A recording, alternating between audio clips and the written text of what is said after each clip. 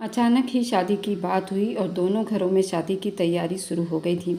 एक तरफ वैभव की शादी की तैयारी शुरू हो गई थी तो दूसरी तरफ संजू की। 2 दिन के अंदर सिद्धांत वर्मा अपनी विदेश वाली पत्नी और अपने विदेशी बेटे के साथ हवेली पहुंच गए थे। उनका बेटा फ़िलहाल तो 21 साल का होगा, जवान लग रहा था, जबकि उसका दिमाग अभी भी बच्चों जितना ही था। और ये भी भगवान की तरफ से उनके लिए एक बड़ी परीक्षा थी। वंश उनका सगा बेटा नहीं था, वो नायरा के पहले पति का बेटा था और सिद्धांत साहब ने उन्हें उनके बेटे समेत अपना लिया था, जबकि अपनी सगी बेटी को वो अकेला कर गए थे।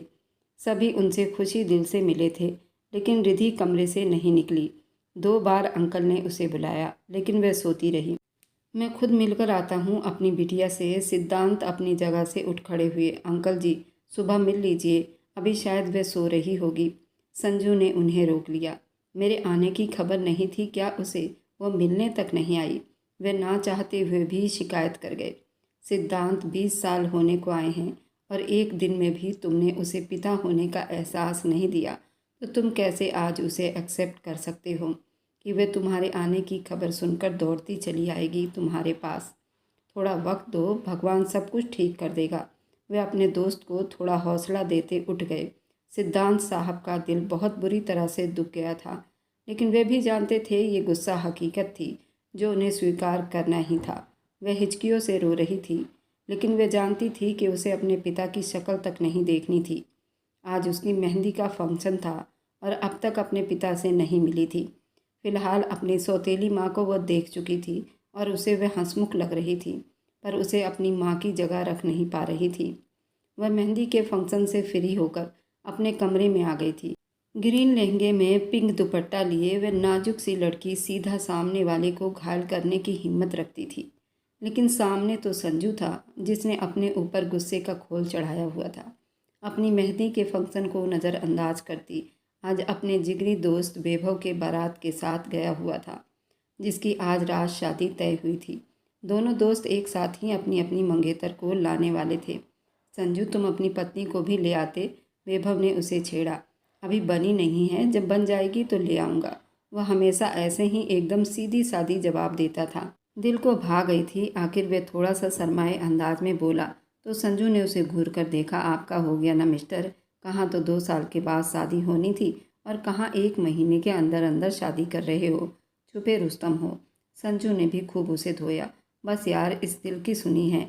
ये जो लड़कियाँ होती हैं ना, बहुत नाजुक दिल रखती हैं, और फिर ये हम पर डिपेंड करता है हम उन्हें हैंडल कैसे करते हैं।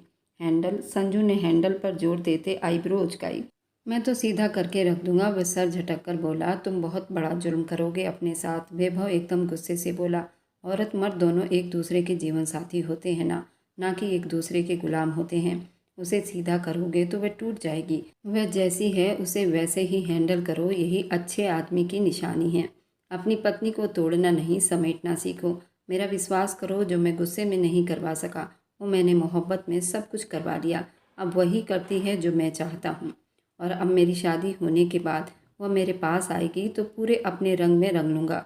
और उसके कंधे पर थपकी देता सरल भाषा में उसे थोड़ा सावधान और सीख दे गया और अपने स्टेज की तरफ बढ़ गया, जहाँ उसकी दुल्हन को पूरी खूबसूरती से सजाया गया था, स्टेज पर लाया गया था। और वैभव का बस चलता तो उसे किसी के सामने नहीं लाता, लेकिन माँ बाप के समझाने पर वह इतना राजी हुआ था, वरना वह अपनी पत्नी की एक झलक भी किसी को ना देखने देता, और झलक तो अभी भी दिखाई नहीं दे रही थी। संजू अब अपने खाने की तरफ बढ़ चुका था। रात बहुत देर हो चुकी थी। वापस लौटा तो किचन से उसे कुछ आवाज़ आती सुनाई दी। वो बेकाबू उस तरफ बढ़ा तो सामने का मंजर देखकर बिल्कुल गूंगा सा रह गया। मेहंदी के ड्रेस में खड़ी हुई उसे उस वक्त बेहद खूबसूरत लग रही थी, लेकिन उसकी आंखों के आंसू और कांपता जिस्म और हाथ में पकड़ी चाकू जो उसने अपने कलाई पर रखी थी, ये मंजर देखता वे एक पल को सुन रह गया था। तभी निगाह अपने बराबर खड़े सिद्धांत वर्मा पर जा ठहरी, जिनकी आंखें भी भीगी थी और चेहरे पर बहुत फिक्र दिखाई दे रहा था। रिधि बेटा, प्लीज़ हाथ नीचे कर लो। वह घबराकर बोले, दूर हो जाओ यहाँ से, मुझे शक्ल भी नहीं देखनी आपकी। वह गुस्से के बावजूद बहुत कांप रही थी। एक बार बात सुन लो बेटी, फिर जो चाहे सजा दो, मुझे कुछ नहीं सुनना, दूर हो जाओ मुझसे। वह गुस्से के अंदाज में चिल्लाई। उस वक्त वह बुरी तरह से अपने पिता को खो चुकी थी। मेरे पास मत आना। वह संजू को भी खुद के पास आता देखकर बहुत तेज चिल्लाई थी तो वो वहीं रुक गया। उसने अपनी कलाई की नस पर छुरी रखी थी जिसका दबाव बढ़ता ही जा रहा था। स्टॉप रिधि, संजू ऊंची आवाज़ में दहाड़ा कि वो बुरी तरह से कांप कर नीचे बैठ गई। अब वह पिता से नज़रें हटाए संजू को देख रही थी। दिल की धड़कनें अब भी बहुत अजीब सी चल रही थी। एहसास भी अजीब हो रहे थे। दिमाग में सब कुछ उल्टा पुल्टा हो रहा था। संजू को अपने होश हवास में ना लगी। अंकल जी प्लीज़ आप यहाँ से चले जाओ। संजू कहीं वो अपने आप को नुकसान ना पहुँचा ले। आप जाओ प्लीज़। वह उनकी बातों को काटता उन्हें वहाँ से जाने का बोल गया था। वे जल्दी बाहर निकले। उन्हें विश्वास नहीं हो रहा था कि उनकी बेटी उनसे इस तरह नफरत करने लगी थी कि उनसे बात करना तो दूर की बात थी, उनका चेहरा तक देखना अच्छा नहीं समझ रही थी। उनके जाते संजू ने उसके तरफ ध्यान दिया। रिधि वे जा चुके हैं, हाथ पीछे कर लो, नरमी से बोलता अब उसके पास आया जबकि रिधि उसे देखे जा रही थी। संजू ने उसके पास आते उसके हाथ से बहुत ही आराम से वह चाकू लेते स्लैब पर रखा था। उसकी रोई हुई आंखों को देखा और मन ही मन में सोचने लगा, औरत को मर्द हमेशा पाँव की जूती ही समझते हैं और उसे तोड़ने की हमेशा कोशिश में लगे रहते हैं। इसी वजह से वह इतनी मजबूत होकर भी बिखर जाती हैं। उन्हें वैसे ही हैंडल करो जैसी वो है, यही मर्द होने की असली निशानी है। अपनी पत्नी को तोड़ना नहीं, समझाना सीखो और विश्वास करो जो मैं गुस्से से ना कर सका वो मैंने मोहब्बत से सब कुछ कर लिया। अब वही करती है जो मैं चाहता हूँ। वैभव की शब्द याद करते आगे होते उसके आंसू पोंछते उसे अपने सीने से लगा लिया।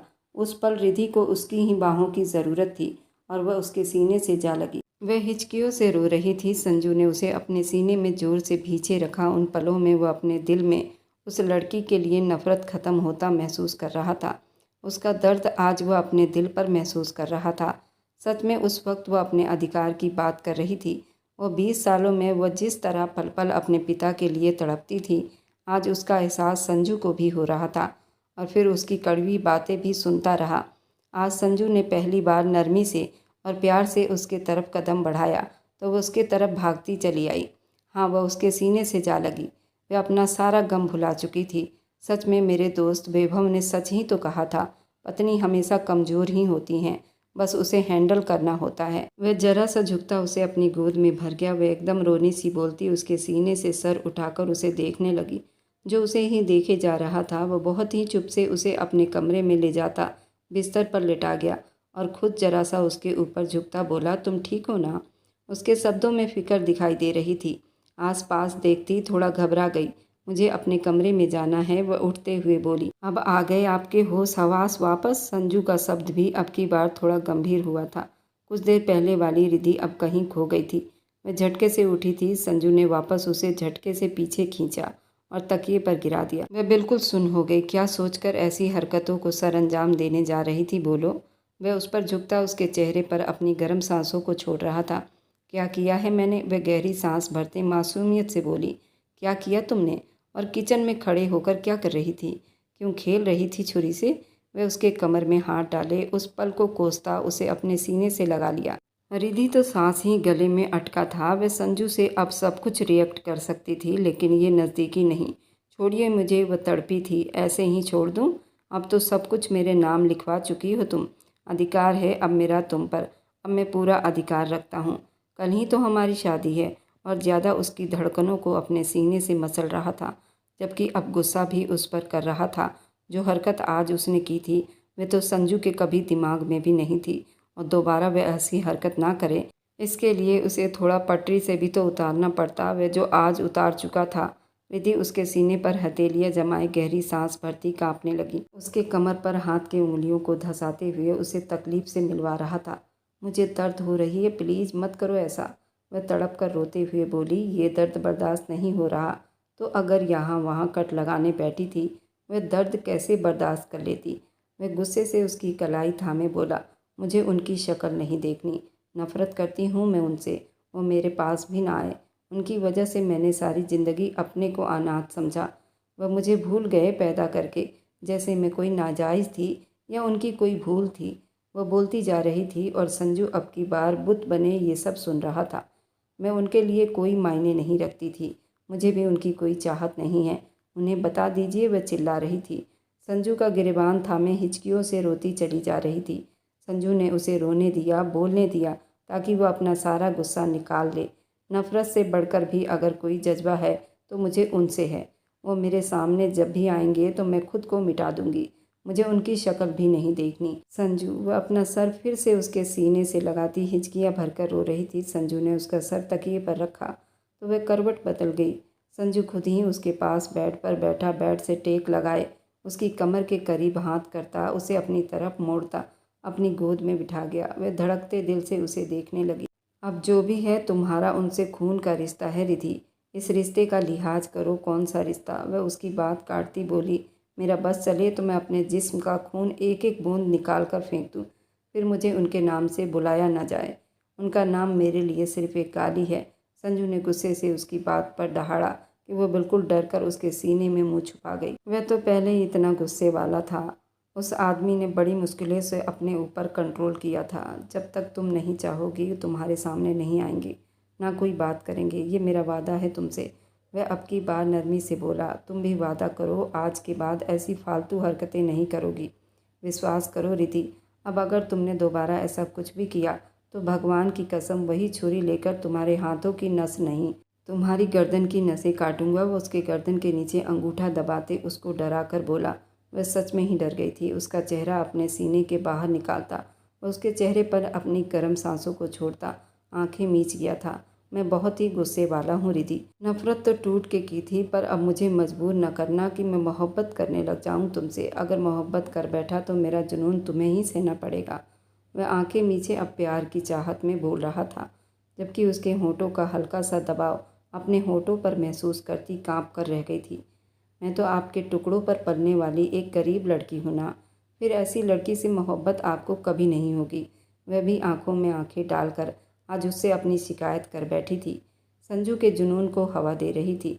संजू ने भी बिना लिहाज किए चाहत से उसके गुलाबी होठों को अपने चाहत का निशाना बनाया। वह बुरी तरह से उसकी गोद में बैठे उछल पड़ी थी। संजू ने एकदम उसका सर पीछे गिराते उसकी ऐसी तीखी बातों पर उसे जोर से घूरा था। जान निकालनी है मेरी?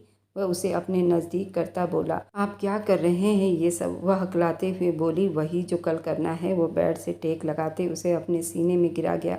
जिस तरह उसके सीने से लगी थी, संजू उन पलों में कैद हुआ था। वह उसे अपना समझती थी। संजू के लिए यही बहुत था।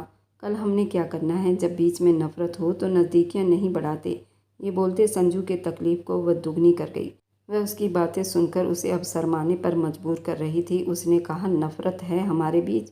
वह उसके कमर के आसपास अपनी उंगलियों से दबाव बढ़ाते उसे बहुत कुछ महसूस करवा रहा था। उसके चेहरे के एक्सप्रेशन भी बदल रहा था। वह तो उसके प्यार के लिए कब से तड़प रही थी। हर पल इस बात का अब वह इजहार कर रही थी। वह कसमसा कर पीछे हटना चाह रही थी, लेकिन संजू ने उसे और ज़्यादा अपने ऊपर गिरा लिया। खुद अपना सर तकिए पर रखे उसका चेहरा अपने चेहरे पर गिराते उसकी नाक से नाक रगड़ने लगा। रिधि का दिल जोरों से धड़कने लगा, लेकिन चेहरे के असर भी बिल्कुल चुप थे। कुछ फील ना हुआ। वो मजबूर निगाहों से पूछ रहा था तो वह सर ना में हिला गई। पर तुम्हारी आंखें, तुम्हारी बॉडी लैंग्वेज तो कुछ और ही कह रही है। देखो, मैं अब भी तुम्हें छू रहा हूँ तो तुम्हारे जिस्म में एक सनसनाहट हो रही है। ये क्या है? वह उसकी कान की लौ को होठों में दबाकर दांतों से काट गया। मुझसे कौन सा बदला ले रहे हो? वह चिल्लाई थी। चीखो मत, इतना ज़ोर से भी नहीं काटा मैंने। वह गुस्से से बोला, अच्छा, जब खुद को काटने चली थी तब तुमको दर्द नहीं हुआ था, इसलिए मेरा भी बहुत दिल कर रहा है कि तुम जंगली बिल्ली बनकर मुझसे बदला लो। चलो आओ, नफ़रत नफ़रत का खेल खेलते हैं। उसे तकिए पर गिराया था, खुद उसके ऊपर आया था। संजू, छोड़ दीजिए, मुझे पागल हो गए हैं क्या? अभी हमारी शादी नहीं हुई। वह घबराई थी। संजू घूर कर कहने लगा, इस वक्त तुम मेरे रूम में हो तो अब शादी में क्या रखा है? वह उसके दोनों हाथों को ऊपर की तरफ पिन किया। वह उसकी नाक के साथ नाक रगड़कर बोला, तो अब आप ज़बरदस्ती करेंगे मेरे साथ? वह रोनी सी शक्ल बनाकर बोली। तो संजू को मजबूरन पीछे होना पड़ा। अगर तुम्हें लगता है ये ज़बरदस्ती है तो चलो, मैं कुछ नहीं करता, कल तक का वेट कर लूँगा। जब दुल्हन बनी पूरी मेरे लिए सजोगी। वह उसके माथे पर होंठ रखते पीछे होकर लेटता उसका सर अपने सीने पर रखा। वह बोल पड़ी, मुझे अपने रूम में जाना है। एक बात तुम्हारी मानी है, एक तुम मेरी मानो। यही सोने की आदत डालो। अब हर रात मेरे कमरे में मेरे सीने पर सर रखकर सोना होगा, समझी? वह उसे घूरते हुए बोलकर वापस आंखें मूंद गया तो वह उसे मुंह चिढ़ाती जरा सा पीछे होने लगी। वह उसके आसपास अपने बाजुओं को मजबूती से दबाया। सो जाओ रिद्धि, वरना 2 थप्पड़ खाकर सोना है। वह दांत कपकपाए बोला तो वह झट से आंखें मूंद गई। संजू चाहता तो उसको उसके रूम में भेज देता, लेकिन जो हरकत आज उसने की थी वह न जाने क्यों डर गया था। जैसे उसे अकेला छोड़ता तो वह खुद को कोई नुकसान पहुंचा लेगी। यहाँ तक कि सोते में भी उसे जोर से अपनी बाहों में दबाए रखा। इधर वैभव की वाणी के साथ आज सुहाग रात थी। वैभव रुक जाइए प्लीज। वही जो अब कदम कदम उसकी तरफ बढ़ रहा था। वह घबराकर वहीं थम सा गया। पास मत आना मेरे प्लीज। जब भी पास आते हो मेरी जान निकाल कर रख देते हो। वह कुछ दिन पहले वाली उसकी मोहब्बत को याद करते कांपने लग गई थी। तुम्हारी जान की ऐसी की तैसी। मैं कहूँ पता नहीं क्या हुआ। शादी की पहली रात है, सब कुछ कंट्रोल से बाहर हो रहा है और मैडम जी को जान की पड़ी है। जो मेरी जान निकल रही है उसका क्या। अचानक से उसके पास आते, उसे खड़ा करते, उसे अपने सीने से लगा लिया। उसकी नाजुक सी जान सीने में अटकी थी, जबकि वह उसे आईने के सामने ले जाते अपना और उसका पूरा जिस्म बिना कपड़ों का देख रहा था। दोनों ही एक दूसरे को पूरा देख चुके थे। अगले ही पल वह एक हीरे का चैन उसके गले की तरफ बढ़ाया। वह जानता था वाणी बहुत ज़्यादा घबरा रही थी, इसलिए वो पहले उसे रिलैक्स करने का सोच रहा था। कैसी लगी। वह उसका हाथ थामे अपनी तरफ खींचते कमरे के बीच में आकर खड़ा हुआ। वो बहुत प्यारी हल्का हल्का सा म्यूजिक ऑन करता अपनी सुहाग रात पर अपनी दुल्हन के साथ रोमांटिक डांस करना चाह रहा था। उसकी ऑफर पर वाणी बलस करती अपना नाजुक हाथ उसके मजबूत हाथों की पकड़ में थमा गई। वैभव ने उसके कमर पर दोनों हाथों को रखे उसको अपने बेहद पास करते गोल राउंड लिया और साथ ही उसका भरा हुआ जिस्म अपनी बाहों में लिया। वाणी का पूरा जिस्म कांपने लगा था। इतना ओवर रिएक्ट क्यों कर रही हो। वैभव ने उसकी गर्दन पर मुंह छुपाते धीरे से कहा, आप इतने पास आ रहे हैं, दिल को कुछ कुछ हो रहा है। वह सर झुकाए शर्माते बोली, क्या हो रहा है। वह भी शरारत से बोला, पता नहीं, यहाँ से अजीब सी सनसनी दौड़ रही है। वह अपने दिल की जगह उसका हाथ रखे अब पेट पर ले गई। वाइब्रेशन उसके गर्दन पर झुकता वहाँ अपना भीगा होंठ लगाता वाणी की सांसें गहरी कर गया। अब उसे लिए बिस्तर पर आया था। कपड़े तो दोनों ने पहले ही उतार चुके थे। एक दूसरे के जिस्म से रगड़ खाते वो बेहद बेकाबू हुए थे। वाणी बहुत शर्मा रही थी। वह लाइट डिम कर गया। अब उसके लिए सुकून ही सुकून था। सिर्फ फर्क इतना पड़ा था कि वह अब उसे विदेशी लड़की को अपना चुका था और मोहब्बत से अपने रिश्ते को परवान चढ़ा रहा था। जब मर्द औरत के लिए पसंद बन जाती है तो वह अपना सब कुछ उस पर निछावर कर देती है। शादी का फंक्शन अपने चरम सीमा पर पहुंच चुका था। संजू ने साफ शब्दों में सिद्धार्थ साहब को रिद्धि के सामने आने से बिल्कुल मना कर दिया था। वह भी रात के उसके किए गए हरकत की वजह से सब डर रहे थे। एक बात तो तय थी, वह अपनी बेटी को खो चुके थे। अब उनकी बेटी पास होकर भी उनसे बहुत दूर जा चुकी थी। वह बस दूर दूर से उसे देखते रहे, उसके अच्छे भविष्य की प्रार्थना करते रहे।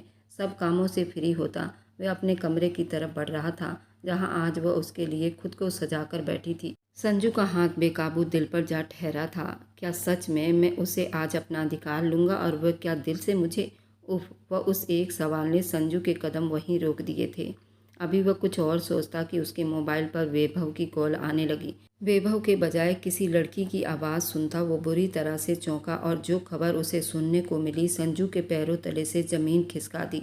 मैं आ रहा हूँ, आप रोना नहीं। वह उन्हीं कदमों पर बाहर निकलता बिना किसी को इन्फॉर्म किए अंधाधुंध ड्राइव करता अस्पताल पहुँचा। वैभव और वाणी दिन को रिद्धि और संजू के रिसेप्शन पर आए हुए थे। अब रात को वह अपने घर लौट रहे थे। कुछ देर पहले ही तो वह हॉल से संजू से हाथ मिलाते निकले। अब अचानक एक्सीडेंट कैसे हो गया। आप ठीक हैं भाभी। वह उसे भी जख्मी देखकर पूछ बैठा। प्लीज़ वैभव का पता करो, वह ठीक हैं। डॉक्टर कुछ नहीं बता रहे। वह हल्का सा चेहरे पर घूंघट किए संजू से बोली। संजू हाँ में सिर हिलाते डॉक्टर की तरफ बढ़ा।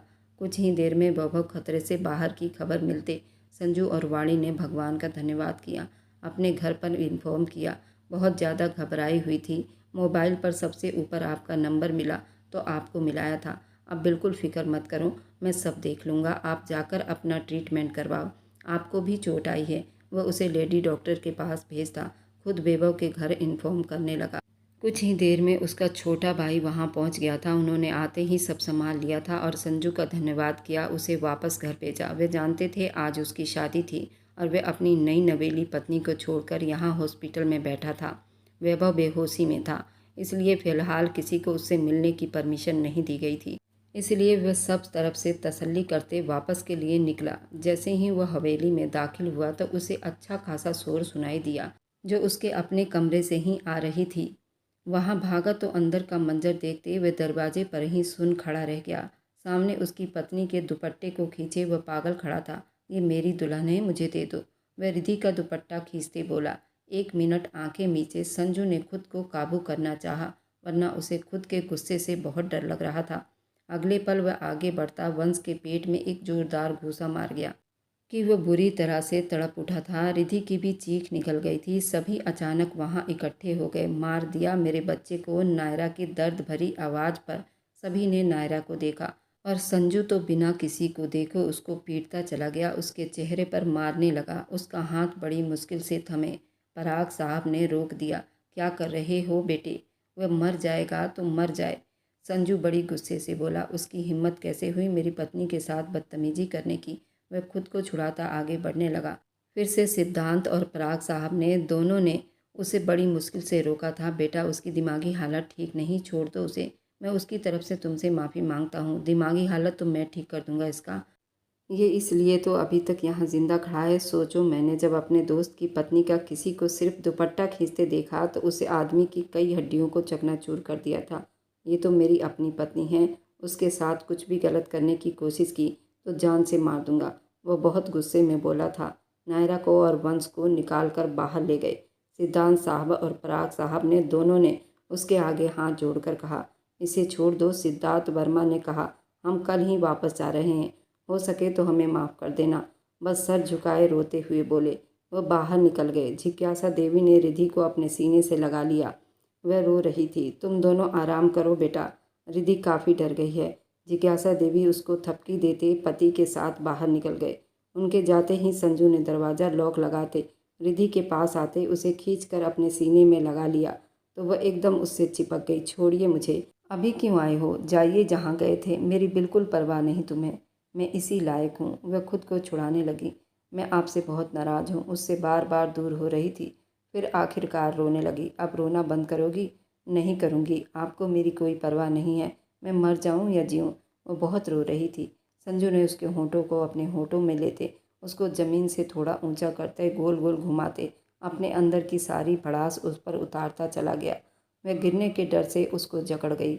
उसे अपनी बाहों में भरकर उसे बिस्तर पर गिराया था और वह उसके सीने पर हाथ रखकर लौट गई थी। रिधि उसे एकटक देखे जा रही थी।